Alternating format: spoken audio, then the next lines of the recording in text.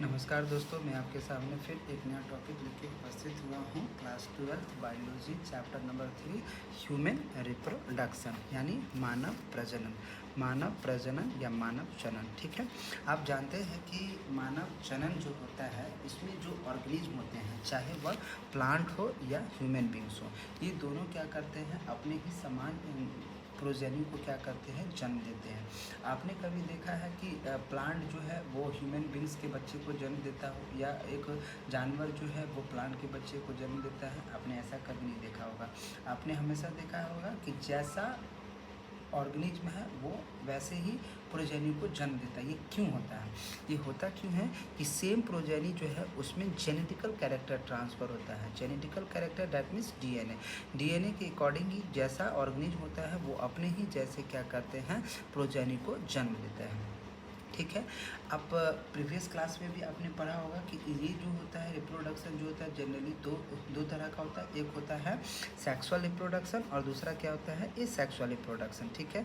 एक sexual reproduction होता है और दूसरा क्या होता है, एसेक्सुअल रिप्रोडक्शन होता है। एसेक्सुअल रिप्रोडक्शन में तो है गैमेट का फॉर्मेशन नहीं होता है, गैमेट जो है वो नहीं बनता है। लेकिन सेक्सुअल रिप्रोडक्शन में क्या होता है, गैमेट बनता है। गैमेट क्या होता है, मेल बॉडी में मेल गैमेट, फीमेल बॉडी में फीमेल गैमेट होता है। ये दोनों की बॉडी में क्या होता है, अलग अलग गैमेट का निर्माण होता है, ठीक है। अब यहाँ पे देखिए, मेल गैमेट और फीमेल गैमेट में, मेल गैमेट में क्या बना, स्पर्म बना, फीमेल गैमेट में ओवम बना। अब ये दोनों आपस में क्या करेगा, फ्यूज करेगा तो क्या बनेगा, जाइगोट बनेगा, ठीक है। जाइगोट बनेगा, ठीक है। अब जाइगोट क्या करेगा, फिर से बेबी का निर्माण करेगा और वो जाके क्या करेगा, हाँ, मदर के यूट्रस से जाके इम्प्लांट हो जाएगा, ठीक है। जैसे आप यहाँ पे देखिए दिया हुआ है, क्या लिखा हुआ है कि as you are aware humans are sexual reproducing and viviparous. Sexually मतलब जिसमें गैमेट बने, यानी मेल में मेल गैमेट और फीमेल में फीमेल गैमेट। और विविपेरस का मतलब ही होता है कि यंग वंस को जन्म दे, जो क्या करे, बच्चे को जन्म दे, ठीक है। उसी को हम लोग क्या कहते हैं, विविपेरस। ये दो तरह का होता है, एक होता है ओविपेरस, एक होता है विविपेरस। ओविपेरस में क्या होता है, जो एग दे, अंडा दे, ठीक है, और अंडा से क्या करे, बेबी का निर्माण हो। लेकिन विविपेरस में क्या होता है, जो बच्चे को जन्म दे, यंग वंस को जन्म दे, उसी को हम लोग विविपेरस कहते हैं। अब देखिए इसी में क्या होगा, the reproductive event in human including formation of gamete. Gamete बना, जहाँ पे गैमेट बनता है उसको हम लोग क्या कहते हैं, गैमेटोजेनेसिस कहते हैं। That is sperm in male and ovum in female, ठीक है। स्पर्म का कहाँ पे निर्माण होगा, मेल बॉडी में, और ओवम का निर्माण फीमेल बॉडी में होगा। उसके बाद transfer of sperm into the female genital tract यानी insemination, and fusion of male and female gametes यानी फर्टिलाइजेशन, ठीक है, leading to formation of zygote. अब देखिए ये क्या होता है, फीमेल रिप्रोडक्टिव सिस्टम है, ठीक है। ये क्या होता है, आपको सर्विक्स होता है, ये जो पैसेज है ये सर्विक्स होता है। यहाँ पे ही क्या होता है, जो स्पर्म का डिस्चार्ज होता है। यहाँ पे क्या होता है, ओवम होता है, जो इनफंडिब्यूलम से क्या होता है, अटैच होता है दोनों साइड में, ठीक है। अब यहाँ से प्रत्येक मेंस्ट्रुएशन साइकिल में क्या होता है, एक ओवम जो है निकलता है, रिलीज होता है, जो क्या करता है, स्पर्म का वेट करता है। इसमें एम्पुला में ये जो ट्यूब आप देख रहे हैं, इसको हम लोग क्या कहते हैं, एम्पुला।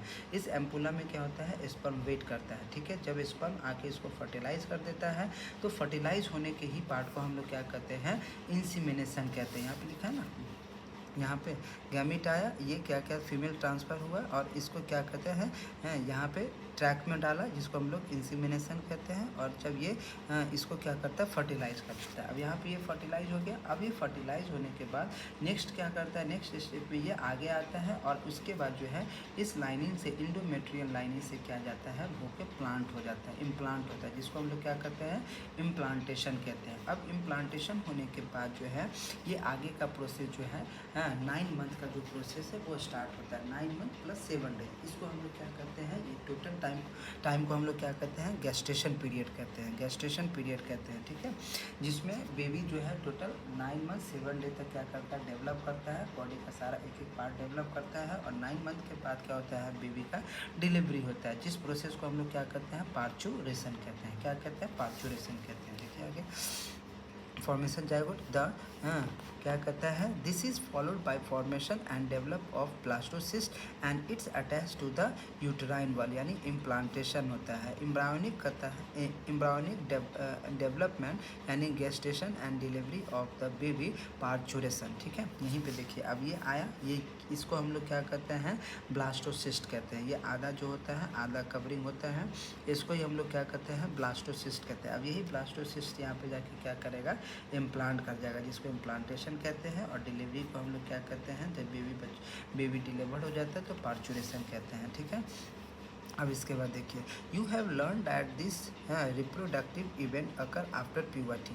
अब प्यूबर्टी के बाद होता है। प्यूबर्टी का मतलब ही होता है कि मेल बॉडी और फीमेल बॉडी जो है वो क्या हो गया, तैयार हो गया है किस चीज़ के लिए, अगले जनरेशन के लिए। वो अगले जनरेशन यानी बेबी को क्या कर सकता है, प्रोड्यूस करता है और अपने अगले जनरेशन को क्या करता है, स्टार्ट कर सकता है। ठीक है, और ये प्यूबर्टी जो है दोनों बॉडी में, चाहे वो मेल बॉडी हो या फीमेल बॉडी में फीमेल बॉडी हो, दोनों में अलग अलग एज में क्या होता है, स्टार्ट होता है।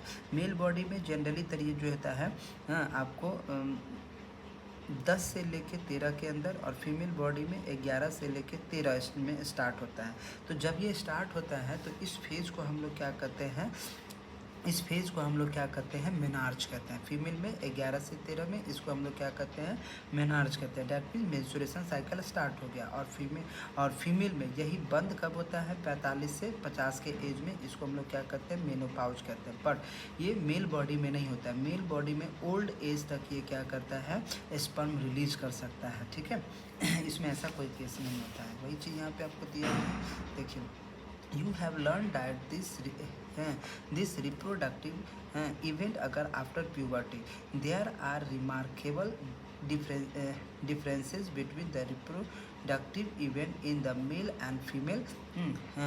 For example, sperm formation continuous even in old men. Continuous जो है ये बूढ़े आदमी तक भी ये होते रहता है। But formation of ovum ceases in women around the age of 50 years, 50 साल, 40 से 45 या 50 साल के अंदर में उसमें क्या होता है, मेंस्ट्रुएशन साइकिल बंद हो जाता है। Let us examine the mail and female reproductive system in human. अब हम लोग क्या करेंगे, इसके बाद जो है मेल एंड फीमेल बॉडी का एक एक करके दोनों के पार्ट को हम लोग देखेंगे।